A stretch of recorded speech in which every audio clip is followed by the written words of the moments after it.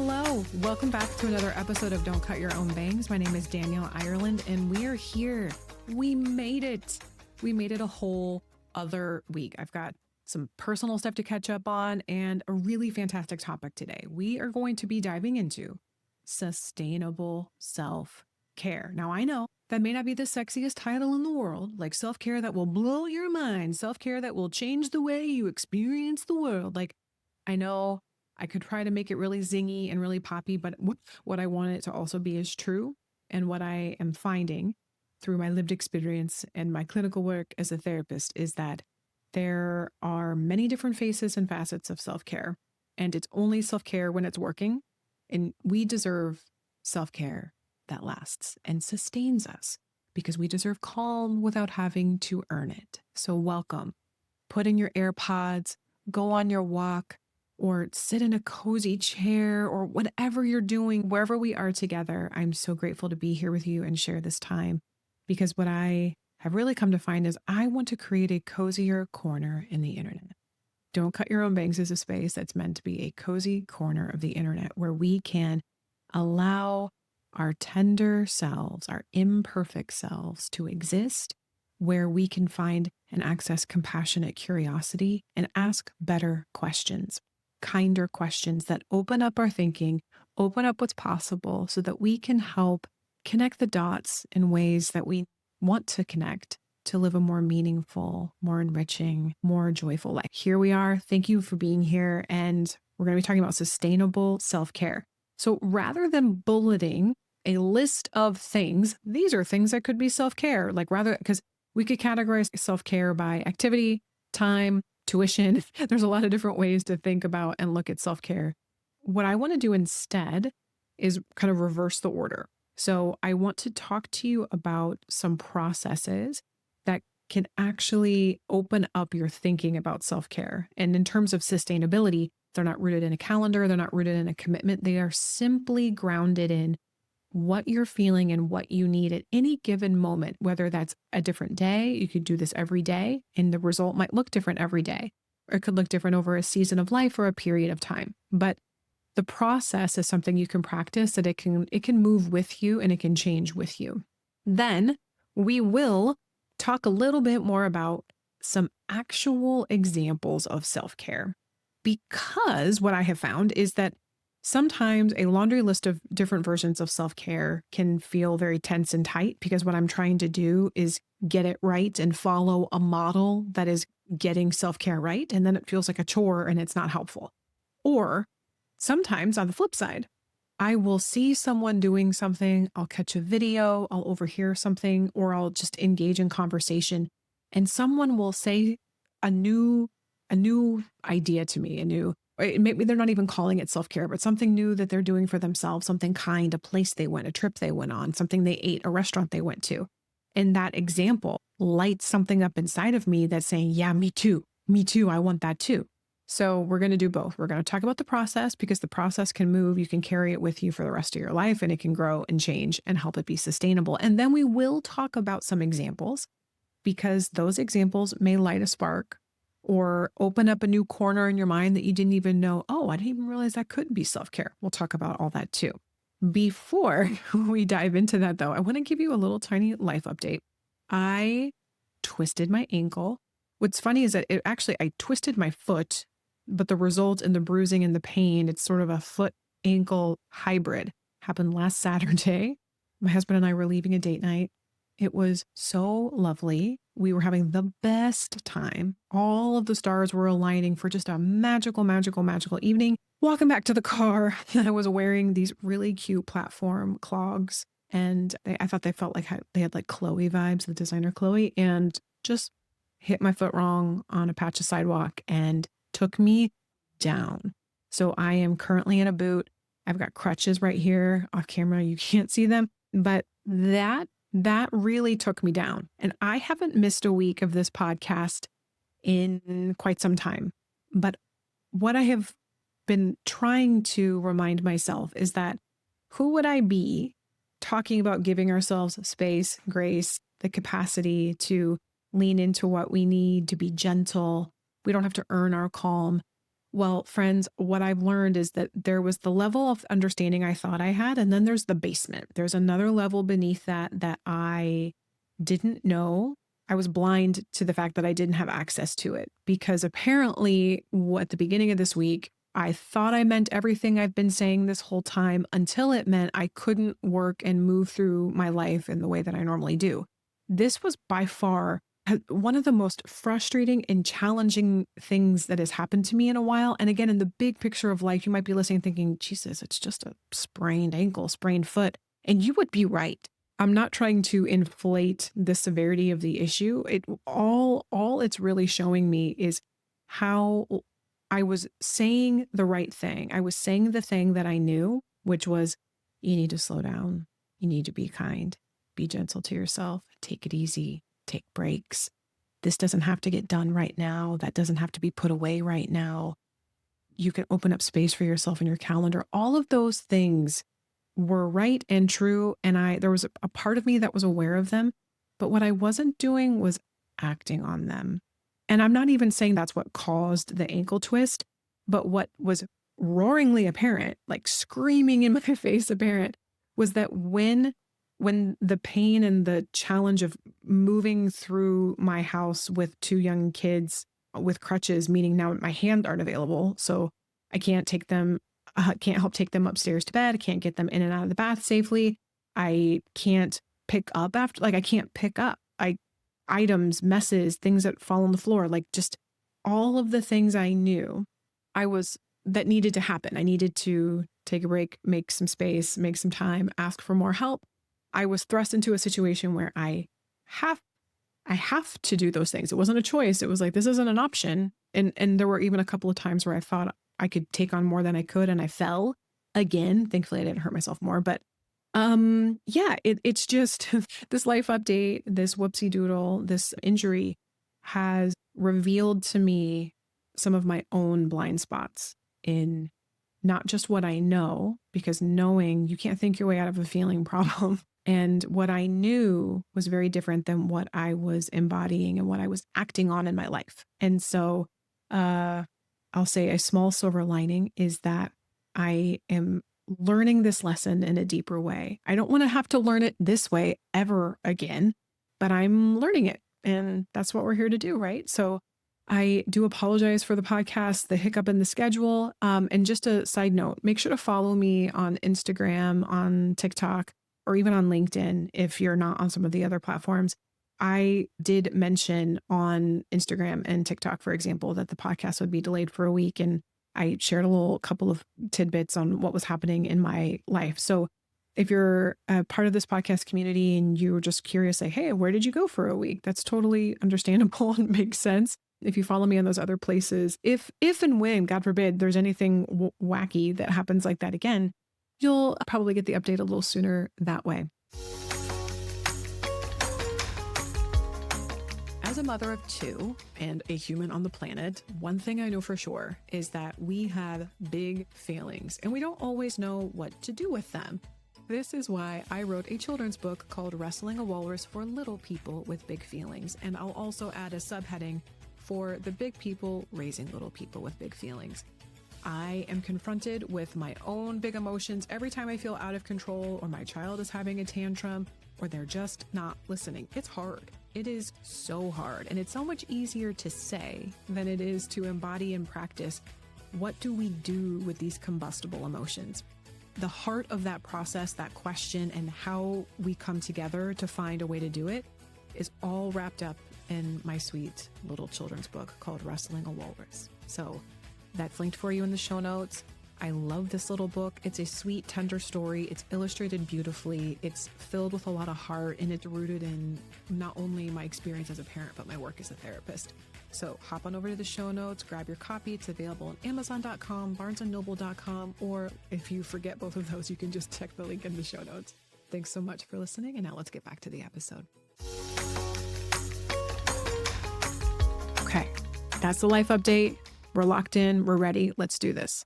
Let's talk about sustainable self-care. And we're going to start with the processes first. The first process is imagining your ideal day. Now, when this was originally presented to me, it was actually suggested that there's like the optimum time you can do this, but what I want to just add, like a little asterisk, you don't have to limit it to this time of day. You can do this exercise any time. But when it was originally suggested to me, it was recommended that in that sort of liminal space, assuming you're not being awoken by a baby or a child, but again, let's talk about the best case scenario first. You've been asleep, maybe your alarm goes off, or maybe you start to wake very gently. If you can catch before your eyes open or before your feet hit the floor, so you're awake and conscious, but you're not active, you're not engaged in anything, your baseline mental state is fairly neutral, that's one of the best places for this type of exercise. But what you do is, as you're in that gentle, tender, slowly rising state, you stay cuddled in your bed, nuzzled in your pillow and your blankets, and you take a breath, and then you ask yourself, what is my ideal day? Now, I've led clients through this exercise. I have been led through this exercise.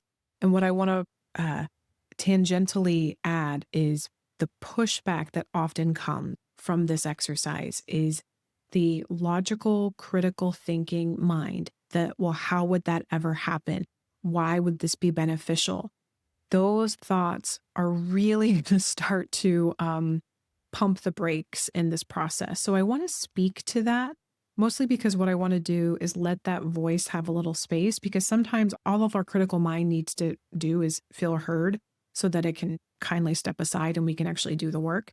So imagine you're in that gentle space. You've asked yourself, what would my ideal day be?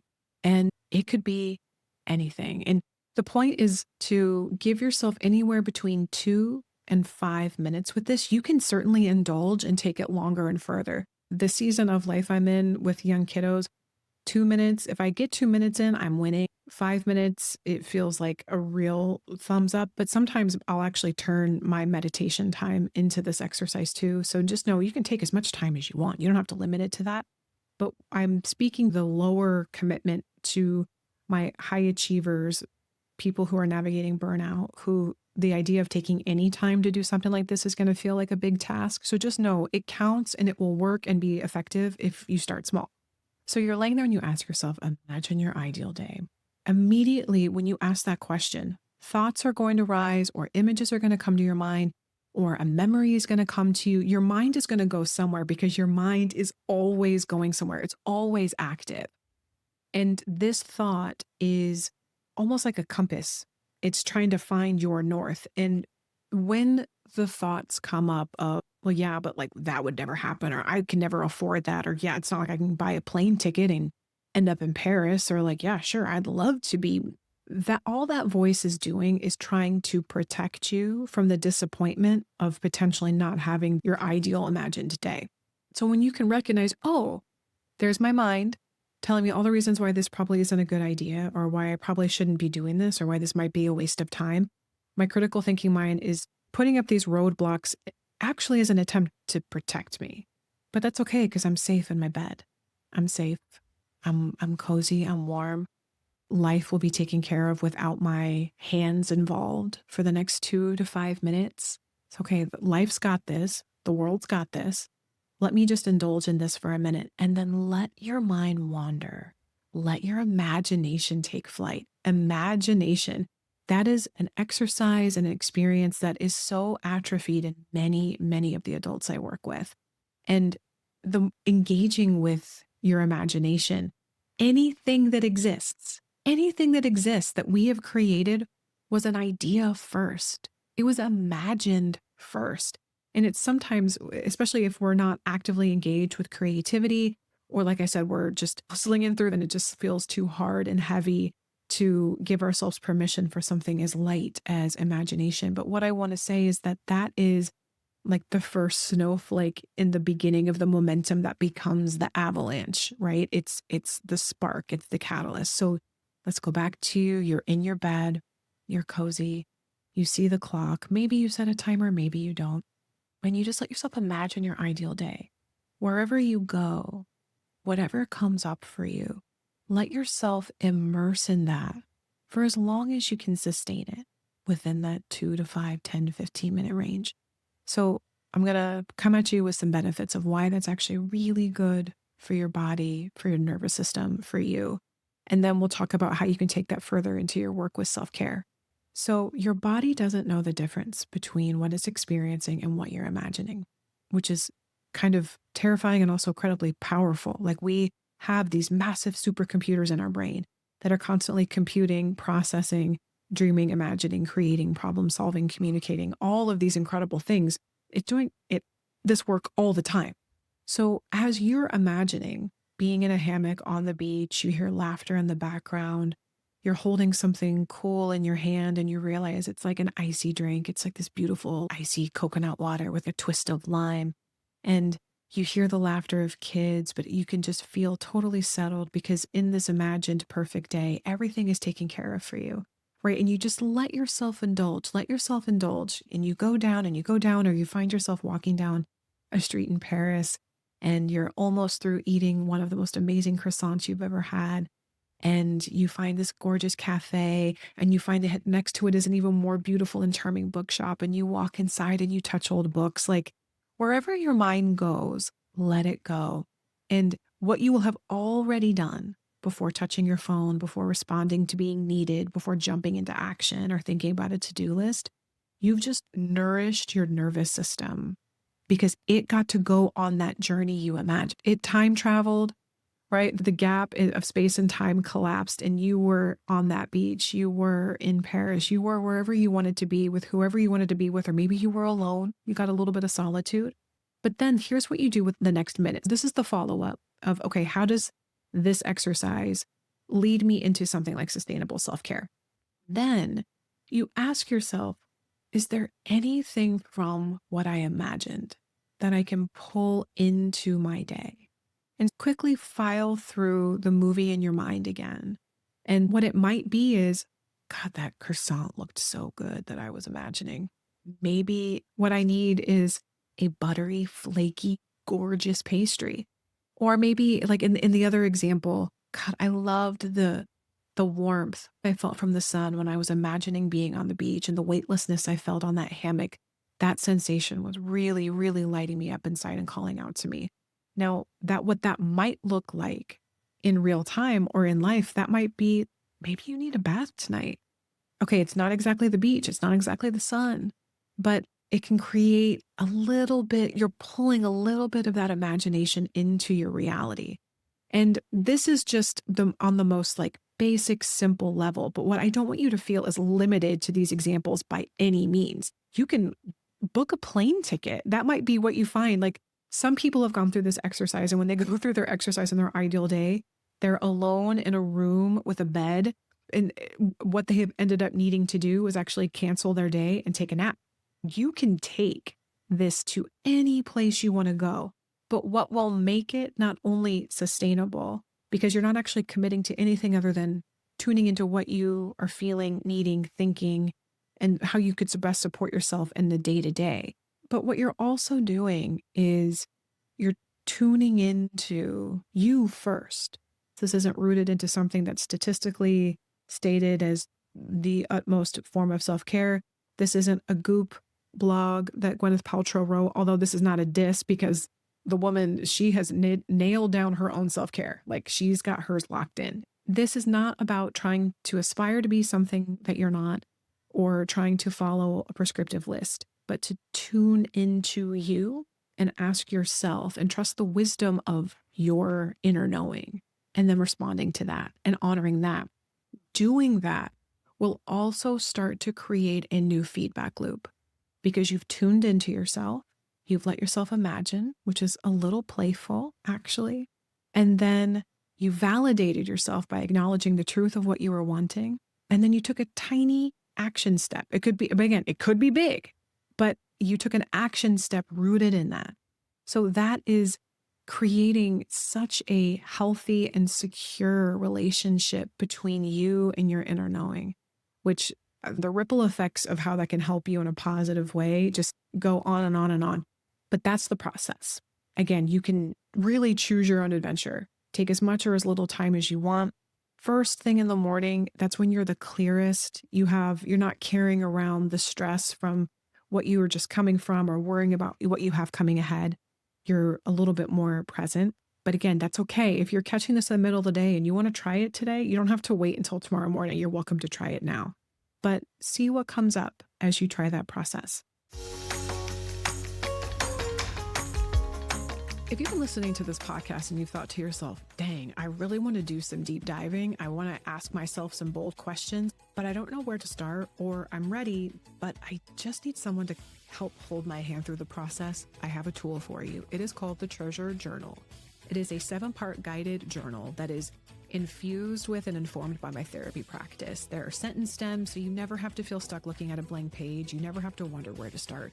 There are stories to help remind you that you're not alone in this process and to kick off some of the inspired creative thinking that really gets the healing process going. And also there's lots of blank space in the back. So if you think, okay, I loved answering this question, but I want to take it further, there's space for you to make that practice your own. You're welcome to visit the link in the show notes for the Treasure Journal, and you can grab your copy today. I've got another process for you, and then we'll get into some examples. So the next is a little bit more simple to describe. You're going to take 3 deep cleansing belly breaths in through the nose, out through the mouth. That's always like the best way to start any kind of exercise like this, because it just brings your body to the space where you are. It just grounds you down a little bit.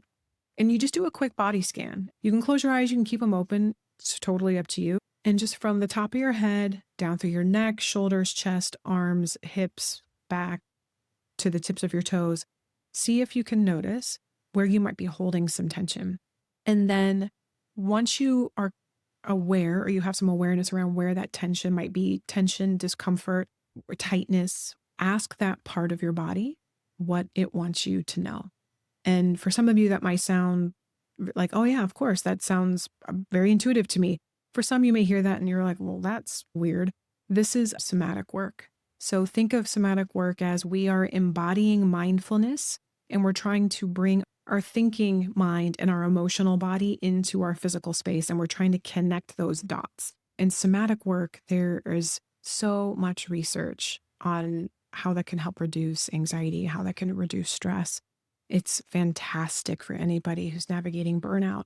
We're trying to bring all the parts of ourselves home together. Just a little side note, there is also somatic yoga, which is, it's newer to me. It's very similar to yin. Think of it like a yoga nap, but between each pose, you lay in savasana, which is essentially a yoga nap.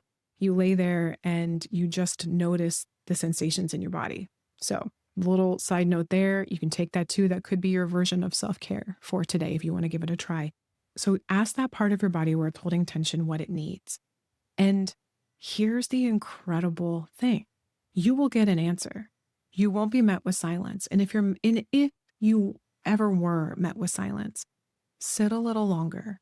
And if you're still maybe in your head with it, you can always say, well, what would I imagine this part of my body would want? So I'll give you an example, because I actually did this for myself when I twisted my ankle. I asked, and I didn't do this day 1 when I was really writhing in pain, or day 2 when the swelling was gnarly and crazy. I just let myself kind of dissociate and watch TV for a while, and a lot of ice. When a little more time passed, I asked that part of my body what it wanted me to know. And what it wanted me to know was that what I really need is to ground down more, be where I am more. I have a tendency to want to float off in my mind and ideas, float off into the future, into the calendar, and focus on forward, ever forward. But the foundation for everything that I want to make rests on the ground first. So starting there, and I'm not shifting the blame. I'm not blaming myself. I certainly didn't cause this, nor did I want this to happen to my sweet foot and ankle. But if I can choose to look at this as, okay, now that I'm no longer writhing in pain, what might it be teaching me, or what might I be able to learn from this? It just gives the pain a little bit more of a purpose. And then it's not just constant suffering and discomfort. But yeah, what does that part of body want me to know? To slow down, ground down, and to really settle into the foundation, because that's where everything that I want to build starts. And that made sense to me. And I actually felt some tingling in my legs. I felt some release in my abdomen, some tightness I was holding on to. Even my shoulders dropped a little bit when I repeated it now, almost this very similar to how I felt and experienced it when I did the exercise for myself the first time. So that's just my example, and take it or leave it as you will. I hope that you try it, because I have yet to lead somebody through that hasn't learned something. And sometimes what they feel is, oh, I'm hungry. Oh, I'm thirsty. Or, goodness, I need to stretch. Like sometimes the thing that part of your body wants you to know, you're going to get a physical answer. It may not always be an emotional or an esoteric answer. It could actually be, you need to stretch or whatever it is. But give it a try. And I want to hear what you get and what your body tells you, because the best things in life are shared. So now let's talk about some examples, some self-care examples, because the more rigid or tight our thinking is around what self-care should look like, we don't engage with it because we were like, well, I don't have the time for that, or I don't have the money for that, or I don't have the resources for that. So like on the high end, self-care, I'll give examples for clients. Self-care is travel for a lot of people, a lot of people. My husband and I, we sat down this year and we looked at our calendar, because travel is definitely self-care for my husband, David. And we looked at the calendar and it was like, okay, so we've got these school breaks with the kids. I'd love to have at least one trip where it's just me and you and we're not being pulled or needed by anybody. What's one thing you want to do by yourself? What's one thing I want to do by myself? And then we looked at the calendar and we actually broke that stuff down. And we're like, okay, so this one's already booked and this is how much money we're spending on it. This one is not booked yet, but what do we want to spend? What's the budget? And then that also influenced how we made decisions for the other trips. Now, that may not sound like self-care. That may sound very analytical. That may sound very cerebral and planning. But one, it was really bonding for the two of us. It was definitely self-care for our relationship. But in terms of making it sustainable, we were scheduling it. It wasn't a pie in the sky idea. We didn't just stay in imagination. We actually took the things that we knew we wanted to experience and we gave a gift to our future selves and we put them on the calendar. And we actually booked a couple flights too. But the great thing that came from it was, or another example for me is solitude and some treasured time alone is not self-care that I need all the time, but there are definitely seasons of life where I really need that. I don't know if it's because I'm an only child or I'm just like a deeply feeling person and I just need to be in my own space and not around other people. And looking at the other things we had committed to, knowing I wanted to make that time for myself, I could see so clearly, I don't want to have to travel far. I don't want it to be overly complicated. And I know that I'll feel better about where I'm going if it's, do I want to spend a little more but take less time, or do I want to take more time and spend a little less money? So again, all of that planning, all of that strategizing, thinking through and scheduling, that was a massive form of self-care for me, for my marriage, for my husband, because we're investing that time into ourselves. Another example of self-care, and I may have talked about this last time, I'm pretty sure I did. It's going to be on pause for a bit because of the boot on my foot, but I started tap dancing. That is absolutely self-care. It lights me up whenever I think about it. I tend to be an intuitive emotional feeler perceiver for anybody who knows Myers-Briggs. So I'm going to lead with my heart for the most part. But every time I think about taking tap, my experience in that first tap class and knowing that I've got that to look forward to once I recover, that is sustainable self-care. I can tell it's sustaining me because it's energizing me, even in the thinking of it. And it's a spark. And sometimes self-care is working or not based on how it's making you feel. I've gone through nails, for example, like getting your nails done. These are more, I'll say certainly more commercial examples of self-care. They're transactional. They can feel nice. But for me, sometimes getting my nails done feels like maintenance.